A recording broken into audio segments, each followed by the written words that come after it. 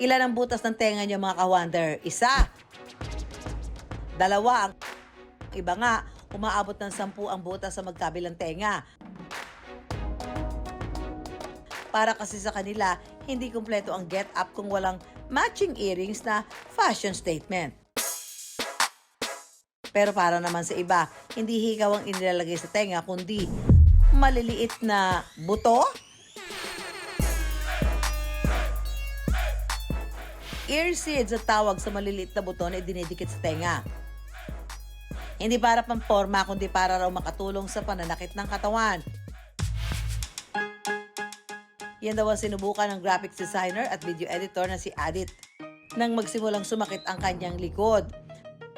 Dahil nga sa nature of work ko, hindi maiwasan yung back pain kasi minsan maghapon, naalala ko nga po, mula umaga hanggang gabi, kailangan kong makapag-edit. Dumating na raw sa puntong hindi na siya halos makabangon. Lahat ng araw ng pwedeng remedyo, ginawa na niya. So, anong nangyayari is, magle-lessen naman yung pain, kaya lang, babalik lang din. So, parang pag nawala na yung init ng essential oil, mabalik lang din. Tapos na-try ko din magtapal ng mga patch na mga mainit, ganun. Kaya lang, bumabalik lang din po yung back pain.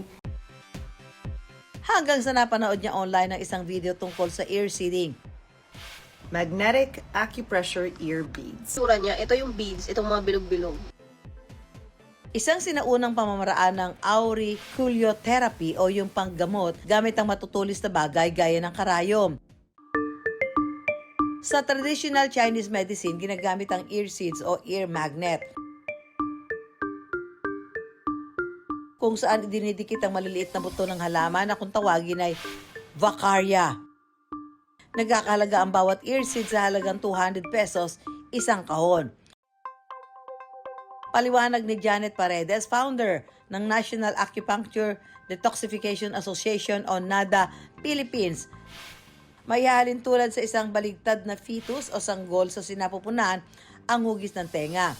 Itinuturing kasi ang tenga bilang isang microsystem ng buong katawan dahil ang bawat bahagi ng tenga may katumbas na parte sa katawan ng tao.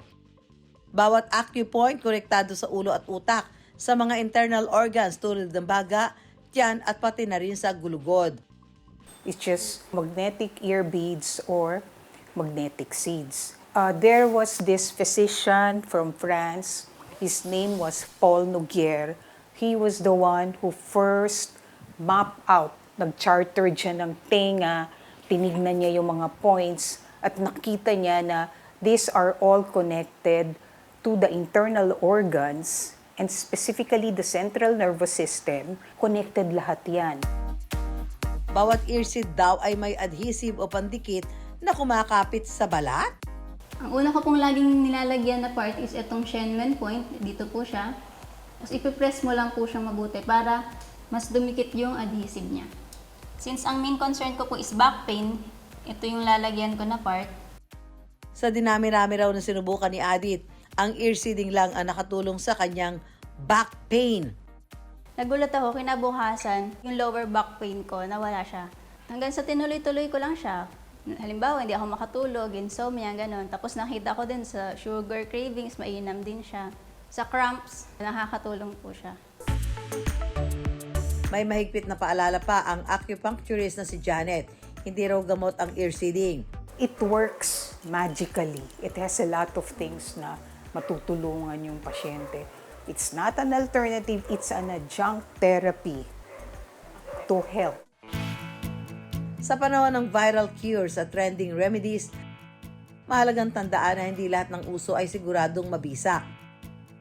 Ang ear seeding ay maaaring maging epektibo kung ginagabayan ng tamang kaalaman mula sa eksperto.